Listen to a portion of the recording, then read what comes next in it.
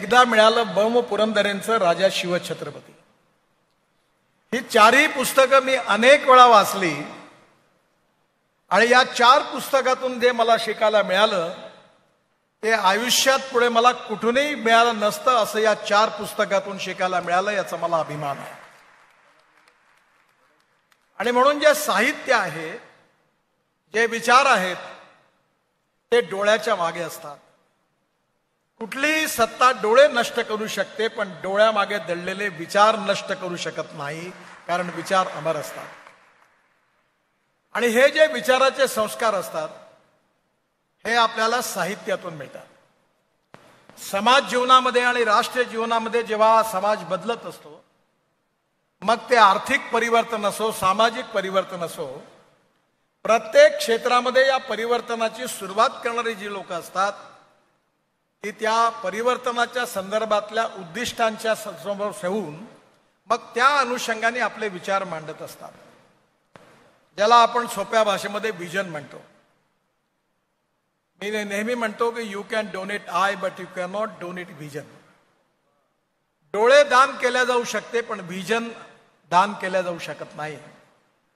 आणि म्हणून आयुष्यात जगण्याची जी दृष्टी आहे, व्हिजन आहे, ती साहित्य, संस्कृती आणि इतिहास याच्या माध्यमातून आपल्या सगळ्यांना मिळत असते.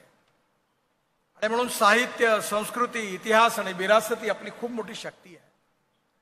अर्थात हेही महत्वाचं आहे की जे उद्दिष्ट आपण समोर मांडलेलं आहे ते कोणतं आहे. आपल्या संविधानामध्ये बाबासाहेब आंबेडकरांनी आपल्याला सगळे फंडामेंटल राईट्स दिलेले आहेत.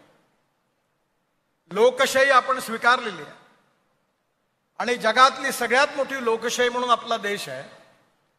त्यामुळे विचार करण्याचं स्वातंत्र्य आहे, बोलण्याचं स्वातंत्र्य आहे, अभिव्यक्ती स्वातंत्र्य आहे, सगळ्या प्रकारची स्वातंत्र्य आहेत. आणि ती सगळी स्वातंत्र्य असली पाहिजे असंच आपल्या सगळ्यांचं मतही आहे, आग्रही आहे आणि आपली कमिटमेंट आहे. आणि मला तर याकरता जास्त याच्याबद्दल प्रिय, कारण मी माझ्या राजकीय जीवनाची सुरुवात इमर्जन्सीच्या विरुद्ध जयप्रकाश नारायणांनी सुरू केलेल्या संघर्षातून सुरू केली. त्यामुळे लोकशाहीचं, लोकशाही स्वातंत्र्याचं महत्त्व वेगळं सांगण्याची काही आवश्यकता नाही आहे. पण हे जे काही आम्हाला स्वातंत्र्य मिळालेलं आहे आणि साहित्यातून, आमच्या काव्यातून, आमच्या इतिहासातून, आमच्या संगीतातून जे संस्कार होतात त्याचा जर आपण सखोल अभ्यास केला तर आपल्याला अनेक गोष्टी अनुभवायला येतील. मी आपल्याला एक छोटंसं उदाहरण सांगतो की आपल्या इथे आमिर खान नावाचे फिल्म अभिनेते आहेत. त्यांनी तारे जमीन पर म्हणून एक चित्रपट काढला आणि त्या चित्रपटाचे लेखक होते प्रसून जोशी. ते माझे मित्र आहेत. तर मी त्यांना सहज विचारलं की तुम्ही या चित्रपटाची पटकथा कशी लिहिली आहे. खरं म्हणजे हा चित्रपट एवढा सुंदर आहे की प्रत्येक शिक्षकाने हा चित्रपट पाहावा. इतकं चांगलं शिक्षणाचं वर्णन, की शिक्षक कसा असावा याचं वर्णन त्या चित्रपटामध्ये आहे. आपल्या इथे चित्रपटाची कथा किंवा पटकथा, नाटकाचं, एखाद्या नाटकाच्या विषयावर होणारं नाटक किंवा एखाद्या विषयावर होणारा संगीताचा प्रयोग हे केवळ लोकरंजनाकरता नाही आहे, केवळ मनोरंजनाकरता नाही आहे, तर संगीत, नृत्य, नाटक, साहित्य, संस्कृती या सगळ्याच्या सान्निध्यात गेल्यानंतर एक संस्कार प्राप्त होतो आणि हा संस्कार माणसाचं जीवन बदलवत असतो. आज आपण सगळेजण इथे एकत्रित झालो आहोत. दोष सगळ्यांमध्ये आहे. No one is perfect and no one can claim that he is perfect. उत्तम, अधिक उत्तम, सर्वोत्तम अप टू इन्फिनिटी. असा कोणीच माणूस नाही आहे की जो 100% परफेक्ट आहे. त्या माणसाचं नाव आपल्याला अजूनपर्यंत माहिती नाही आहे. पण उत्तम, अधिक उत्तम आणि सर्वोत्तम बनणं हाच चांगला माणूस बनण्याचा उत्तम मार्ग आहे. आणि उत्तम गुणवत्तेवर कोणाचं पेटंट रजिस्टर झालेलं नाही आहे. आणि त्यामुळे स्वाभाविकपणे आपल्याला सामाजिक जीवनामध्ये, राजकीय जीवनामध्ये किंवा कुठल्याही पण, पत्रकारिता असेल, आपण कुठल्या, आता मी एन्व्हायरमेंटच्या क्षेत्रातल्या पती पत्नींचा सत्कार केला, या सगळ्या क्षेत्रामध्ये प्रत्येक जण काही ना काही चांगलं करत असतो, चांगलं शिकत असतो आणि चांगलं सांगत असतो. ही जी प्रक्रिया आहे ही प्रबोधन, प्रशिक्षण आणि लोकसंस्कार अशी आहे. आणि म्हणून मला या ठिकाणी सांगताना एक विनंती करायची आहे. खरं म्हणजे मी एवढा विद्वान नाही आहे, पण माझ्या मनातला छोटासा विचार आपल्याला विचारार्थ मांडणार आहे की स्वामी विवेकानंदांनी एक भविष्यवाणी करून ठेवली होती. स्वामी विवेकानंदांनी सांगितलं होतं की 18वी सदी जी होती ती मुघल सल्तनतची सदी होती. सगळीकडे मुघल सल्तनतचा बोलबाला होता आणि मुघलांचं राज्य होतं. ज्यावेळी 19वी सदी सुरू झाली त्यावेळी सगळीकडे इंग्रजांचा युनियन जॅक फडकत होता आणि इंग्रजांचा हा सूर्य, त्यांचं राज्य कधी मावळणार नाही असं लोक म्हणत होते. ही त्यांची सदी होती. 20वी सदी जेव्हा आली ती एक अमेरिका एक सुपर इकॉनॉमिक पॉवर आणि सगळ्यात दृष्टीने पुढे असणारा देश म्हणून आपल्या समोर आला. आणि विवेकानंदांनी या तिन्ही सदीचं वर्णन करत असताना शेवटी सांगितलं होतं की आपली जी 21वी शतक आहे हे भारताचं आहे, हिंदुस्थानचं आहे, आपल्या सगळ्यांचं आहे. आणि हे जर 21वं शतक जे आहे यात आपल्या देशाला विश्व समुदायामध्ये सर्वांगीण दृष्टीने प्रगती पथावर नेऊन आदर्श म्हणून नंबर 1 वर पोहोचवायचं असेल तर समाजाच्या सर्वांगीण क्षेत्रामध्ये हे जे उद्दिष्ट आहे याच्यामध्ये एकमत असलं पाहिजे. आपण 2 गोष्टींचा नेहमी ध्यास घेतलेला आहे. लातूर पॅटर्न प्रसिद्ध आहे आणि लातूर पॅटर्नची सुरुवात उदगीर पासून झालेली आहे. म्हणजे ही सरस्वतीचं मंदिर आहे. नॉलेज, ज्ञान, knowledge as a power, innovation, entrepreneurship, science, technology, research, skill, successful practices, आपल्याला नॉलेज म्हणतो. नॉलेज जे शिक्षणातून मिळतं, ज्याला बाबासाहेब आंबेडकरांनी वाघिणीचं दूध म्हटलेलं आहे, ती पॉवर म्हणजे शिक्षण आहे. आणि म्हणून आपलं भविष्य जे आहे ते आपल्याला ज्ञानाचं रूपांतर वेल्थमध्ये करायचं आहे. Conversion of knowledge into wealth. त्याकरता विज्ञान, तंत्रविज्ञान, innovation, entrepreneurship, science, technology, agriculture, industry, service sector या सगळ्या क्षेत्रामध्ये जगाला मार्गदर्शन करण्याची कुवत आपल्या देशात निर्माण करायची आहे. मला अनेक वेळा विदेशात जाण्याची संधी मिळाली. जपानच्या प्रधानमंत्र्याबरोबर भेटलो असताना त्यांनी मला एक प्रश्न विचारला की तुमच्या देशातले इंजिनियर्स, जे सॉफ्टवेअर इंजिनियर्स आहेत ते एवढे हुशार कसे आहेत? त्यांच्या शरीरात काही मॅथमॅटिक्सचे जीन्स आहेत का? आज जगाच्या कानाकोपऱ्यामध्ये, अमेरिकेमध्ये, सिलिकॉन व्हॅलीमध्ये सगळ्या ठिकाणी आपली मान स्वाभिमानाने उभी राहते. एवढं मोठं काम आपल्या सॉफ्टवेअर इंजिनियर्सने करून दाखवलं. अमेरिकेमधल्या 10 चांगल्या डॉक्टरपैकी 6 डॉक्टर भारतीय आहेत. लंडनमध्ये आणि युके मध्ये ही पद्धत आहे की कोणी आजारी पडला तर भारतीय डॉक्टरकडे जातात. हे गुडविल आहे. आणि हे गुडविल आपल्या इथल्या तरुण मुलांनी अभ्यास करून, प्रशिक्षणातून, अनुभवातून, स्किल हासिल करून त्यांनी आपल्याला प्रतिष्ठा आणि सन्मान मिळवून दिलेला आहे. आज आपल्याला शेक्सपियरचं आपण नाव घेतो, पण याचा अर्थ आपले भारतीय साहित्यिक काही कमी नाही आहे. आज या इथे मंचावरही अनेक जण उपस्थित आहेत आणि साहित्यिकांनी देखील आपल्यासमोर काही उद्दिष्ट ठेवलेलं आहे. साहित्य जे आहे ते केवळ मनोरंजनाकरता नाही आहे. इतिहास, साहित्य आणि संस्कृती हा केवळ मनोरंजनाचा विषय होऊ शकत नाही. त्या प्रत्येक गोष्टीच्या मागे काही भावार्थ आहे. There is a difference between letter and spirit. Letter जरी काही असलं तरी त्याच्या मागचं स्पिरिट खूप महत्वाचं आहे आणि ते स्पिरिट आपण सगळेजण समजून घेतो आणि त्यातून आपल्या जीवनाला दिशा देण्याचा प्रयत्न करत असतो.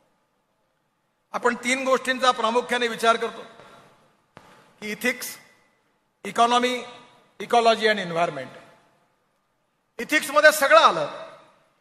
एज्युकेशन पण आलं, साहित्य पण आलं, इतिहास पण आला, संस्कृती पण आली, नाट्य, साहित्य सगळं काही आलं. आणि इकॉनॉमी म्हणजे विवेकानंदांनी सांगितलंय की no philosophy can be taught to empty stomach. शेवटी सगळ्या गोष्टी करण्याकरता साधनं पाहिजे. साधनांशिवाय सगळ्या गोष्टी अपूर्ण आहेत. आणि आपल्याला सुखी, समृद्ध, संपन्न समाज बनायचा असेल तर आपल्याला निश्चितपणे विकासाच्या दृष्टीने पुढे गेलं पाहिजे. गाव, गरीब, मजदूर, शेतकऱ्याचं कल्याण झालं पाहिजे. पर कॅपिटा इन्कम वाढलं पाहिजे, ॲग्रिकल्चर ग्रोथ रेट वाढला पाहिजे, जलसंवर्धन वाढवलं पाहिजे. साहित्यिकांनी जलसंवर्धनावर एवढी पुस्तकं लिहिली आहे की त्यातल्या अनेक याच्यात मला एकाने वाचायला मिळालं की धावणाऱ्या पाण्याला चालायला लावा, चालणाऱ्या पाण्याला थांबायला लावा, थांबलेल्या पाण्याला जमिनीला प्यायला लावा, गावातलं पाणी गावात, शहरातलं पाणी शहरात, घरातलं पाणी घरात. छोटासा विचार आहे. मी आता संभाजीरावांना विचारत होतो की लातूर जिल्ह्यामध्ये इरिगेशन किती आहे, म्हणजे 18%. मी म्हटलं जोपर्यंत लातूर जिल्ह्यातलं इरिगेशन हे 50% वरती जात नाही तोपर्यंत इथली जनता सुखी, समृद्ध आणि संपन्न होऊ शकत नाही. पाण्याचा प्रश्न आहे, लातूरवाल्यांना माहिती आहे किती गंभीर आहे. आणि त्यामुळे या प्रत्येक विषयावर प्रबोधन करणारं साहित्य, एन्व्हायरमेंटवर अनेक आहेत. आज आपल्या देशामध्ये पेट्रोल डिझेलमुळे किती मोठं नुकसान सुरू आहे. मी ट्रान्सपोर्ट मंत्री आहे. माझं स्वप्न आहे की या देशातला शेतकरी केवळ अन्नदाता राहता कामा नये, या देशातला शेतकरी ऊर्जादाता झाला पाहिजे. खूप प्रयोग सुरू आहेत. माझ्याकडे पाण्यावर चालणारी, हायड्रोजनवर चालणारी कार आहे दिल्लीमध्ये. एवढी सुंदर कार आहे की मर्सिडीज पेक्षाही पण कम्फर्ट आहे. आज जग पुढे चाललेलं आहे आणि आपल्यालाही पुढे जायचं आहे. समाजाच्या सर्वांगीण क्षेत्रामध्ये हा समाज कसा घडवायचा आहे, हा देश कसा घडवायचा आहे, याची व्हिजन देण्याची जबाबदारी समाजातल्या ज्या धुरणांवर आहे, ज्या विचारवंतांवर आहे, ज्या सारस्वतांवर आहे, हे सगळे सारस्वत आपण जमल्यात. त्यामुळे आपल्या लिखाणामागचं उद्दिष्ट काय आहे आणि उद्दिष्टामागचा भावार्थ काय, हा खूप महत्वाचा आहे. चांगल्याही गोष्टी आहे, वाईटही गोष्टी आहेत. आज आपण सगळेजण एकमेकाला दोष देतो. सगळ्याच क्षेत्रामध्ये ऱ्हास झालेला आहे. प्रत्येक क्षेत्रामध्ये, राजकारणामध्ये झालेला आहे, समाजकारणात झालेला आहे, पत्रकारितेत झालेला, आणि इथले जे विषय होते चर्चेचे सगळे, ही गोष्ट खरी आहे की कुठेतरी आपण कमी पडतोय. पण कमी पडण्यावर केवळ चर्चा करून होणार नाही, तर ज्या कमी आहेत त्या शोधून काढून त्याच्यावर मात करून पुढे जाण्याची गरज आहे. आणि याकरता आज आपल्याला आपलं साहित्य, संस्कृती, इतिहास मोलाची आहे.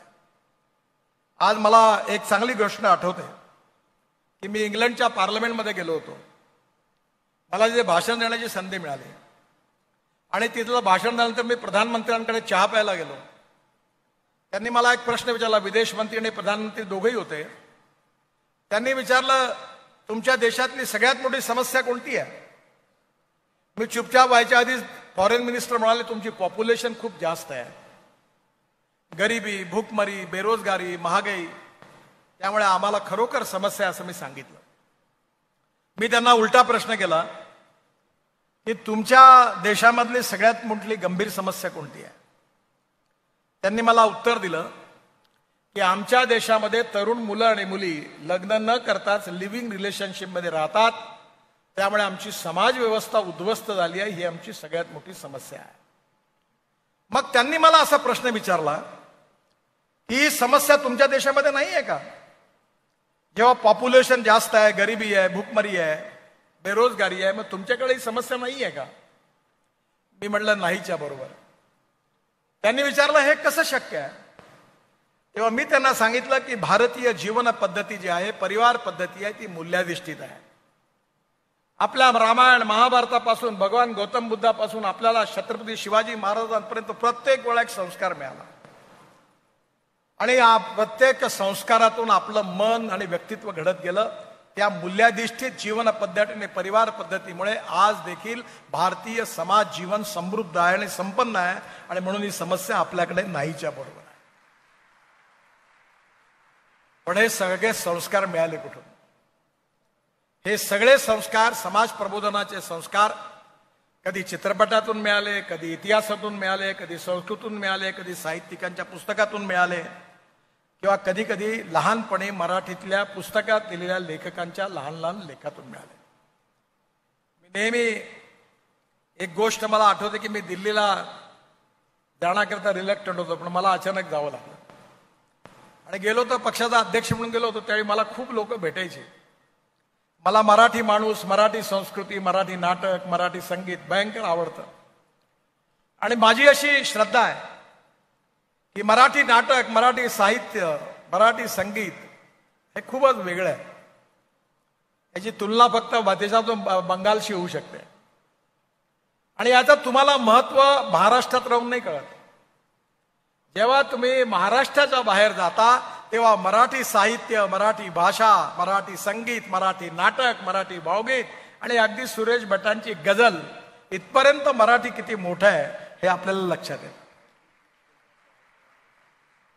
मी गमतीने एकाला सांगितलं की ज्या लोकांना मी खूप मोठं समजत होतो त्यांच्या जवळ गेल्यानंतर अनुभवातून हे लक्षात आलं की मी यांना जेवढं मोठं समजतो तेवढे मोठे नाही, ते थोडे लहानच आहेत. आणि ज्यांना दुरून मी खूप लहान समजत होतो त्यांच्या जवळ गेल्यानंतर अनुभवातून हे लक्षात आलं की ते खूप मोठे आहेत. त्यामुळे माझी आपल्याला एकच विनंती आहे की समाजात चांगलंही आहे, वाईटही आहे, खरं आहे, खोटं आहे, सत्य आहे, असत्य आहे, नैसर्गिक चांगुलपणाही आहे, ढोंगीपणाही आहे. सर्व प्रकारचे राग, स्वर आणि स्वाद समाजात उपलब्ध आहे. आता ते बगड्याचं उदाहरण चांगलं आहे की दूध आणि पाणी मिसळून दिल्यानंतर त्यांनी फक्त ते दूध पितात आणि पाणी सोडून देतात. पण आता असा पक्षी होता कामा नये की जो केवळ पाणीच पित. आपल्याला समाजात जे चांगलं दिसेल, जे समाजाकरता उपयोगी आहे, जे समाजाकरता अनुकूल आहे, जे समाजामध्ये गुणात्मक परिवर्तन करणार आहे, जे समाजाला विकासाच्या, सर्वांगीण विकासाची नवीन दिशा देणार आहे, ते साहित्य समाजाची आवश्यकता आहे. आपल्याला अधिकार आहे, कोणत्याही विषयावर लिहिण्याचा अधिकार आहे आणि तो अधिकार अबाधित आहे. पण कोणता विषय समाजाच्या उपयोगाचा आहे आणि कोणता नाही आहे हे ठरवण्याचाही अधिकार आपल्याला आहे. शेवटी आपण नेहमी म्हणतो की आपण एखाद्या माणसाकडे जातो, छोट्या माणसाकडनं चांगल्या गोष्टी शिकतो आणि त्या आपल्या व्यक्तिमत्वात आपण आणण्याचा प्रयत्न करतो. आणि त्यामुळे आज वाद आहे, विवाद आहे आणि राजकारणामध्ये तर आहेच. आणि आज मला अनेक वेळा, मी नेहमी एक पथ्य पाळतो, मी नेहमी म्हणतो की शिक्षणाच्या व्यासपीठावरून आणि साहित्याच्या व्यासपीठावरून राजकारण बोलता कामा नये. कारण हे अबाव पॉलिटिक्स आहे आणि त्यामुळे याच्यात राजकीय विचाराचा रंग देऊन याच्यात मिश्रण करण्याची गरज नाही आहे. आणि आत्ताच अमित देशमुख म्हणाले की सगळेच तुम्ही साहित्यिक झाले. तुम्ही म्हटलं हे सगळेच आमदार, खासदार सगळे साहित्यिक झाले, तर मग साहित्यिकांनी, ओरिजिनल साहित्यिकांनी काय करायचं? पण राजकारणामध्ये साहित्यिकालाही महत्व आहे. मी ज्यावेळी विद्यार्थी होतो तेव्हा आपल्याला आणीबाणीच्या विरोधामध्ये पु ल देशपांडे, दुर्गा भागवत यांनी त्यावेळी भारतातली लोकशाही वाचवण्याकरता आपल्या आयुष्याचा प्रवास सगळा सुरू केला आणि त्यांनी त्यावेळी लोकांचं प्रबोधन केलं लोकशाही वाचवण्याकरता. इलेक्शन संपलं, त्यांनी राजकारण सोडून दिलं. आणि म्हणून राजकारण म्हणजे केवळ पॉवर पॉलिटिक्स नाही आहे. राजकारणाचा अर्थ आहे राष्ट्रकारण, समाजकारण आणि विकासकारण, अर्थकारण. राजनीतीचा अर्थ आहे बृहत्तर राजनीती, लोकनीती आणि धर्मनीती. इथे धर्माचा अर्थ वेगळा आहे. आणि त्यामुळे राष्ट्र बनवायचं असेल, राष्ट्र घडवायचं असेल तर केवळ सत्ताकारणातून ते यशस्वी नाही आहे. आणि म्हणून एखादा राजकारणी जरी साहित्यिक असू शकतो, आहेत अनेक लोक. महाराष्ट्राचे माजी मुख्यमंत्री सुधाकरराव नाईक हे मराठीचे चांगले साहित्यिक होते. आणि मला आठवतं की त्यांना ते होते म्हणूनच संस्कृतचे अभ्यासक होते. आणि त्यांच्या आग्रहामुळेच त्यावेळी डॉक्टर श्रीकांत जिचकार आणि सुधाकरराव नाईक या दोघांमुळे संस्कृत विश्वविद्यालयाची स्थापना झाली. म्हणजे राजकारणामध्ये देखील साहित्य समजणारा असेल, संस्कृती समजणारा असेल तर पॉलिसी तशी इम्प्लिमेंट होणार आहे. आणि म्हणून आज राजकारणामध्ये येण्याकरता कोणालाही पण जनता कोणालाही उभं राहता येतं. ज्याचं मतदार यादीत नाव आहे तो उभं राहू शकतो. जिसको दम है दम अजमा लो. पण प्रॉब्लेम असा आहे की प्रत्येक क्षेत्रातली काही विशेषता आहे, काही चांगल्या गोष्टी आहे, काही वाईट गोष्टी आहे. आज आपण शिक्षण संस्थेमध्ये जातो. शिक्षण हे राजकारणापासून मुक्त असलं पाहिजे. आपण आपली शिक्षण संस्था जी आहे त्या संस्थेचे संस्थापक कुठल्याही राजकीय विचाराचे असतील पण शिक्षण संस्थेमध्ये मिळणारं शिक्षण मात्र राजकारणापासून मुक्त असलं पाहिजे. आज आपल्या समाजामध्ये अनेक दोष आहेत. जातीयता आहे, अस्पृश्यता आहे, कधी कधी धर्मांधता आहे. आणि हे सगळं जर तुम्हाला नष्ट करायचं असेल तर लोकांचं मन बदलावं लागणार आहे. आणि ते जर बदलवायचं असेल तर साहित्यिक, पत्रकार, इतिहास संशोधक ह्या सगळ्या लोकांची महत्वाची भूमिका आहे. त्यामुळे स्वामी विवेकानंदांनी जे सांगितलं होतं की 21व्या शतकामध्ये आपल्याला संपूर्ण विश्वामध्ये सर्वांगीण दृष्टीने नंबर 1चं राष्ट्र बनायचं आहे, हे जर स्वप्न पूर्ण करायचं असेल तर तसंच साहित्य, तसंच काव्य, तसंच संगीत, तसाच इतिहास आणि तसेच संस्कार असतील तरच हे स्वप्न पूर्ण होणार आहे.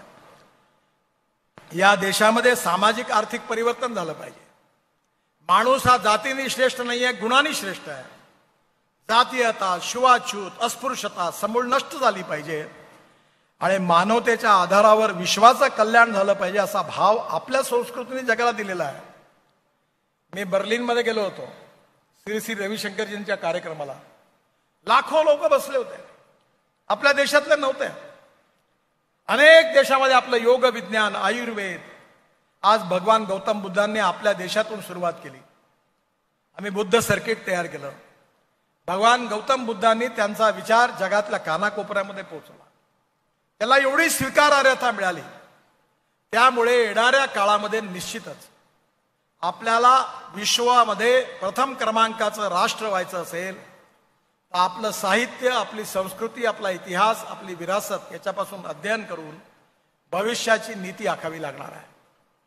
मला पूर्ण हे मान्य आहे की कोणी कुठल्या विषयावर लिहावं आणि काय लिहावं हा त्यांचा अधिकार आहे.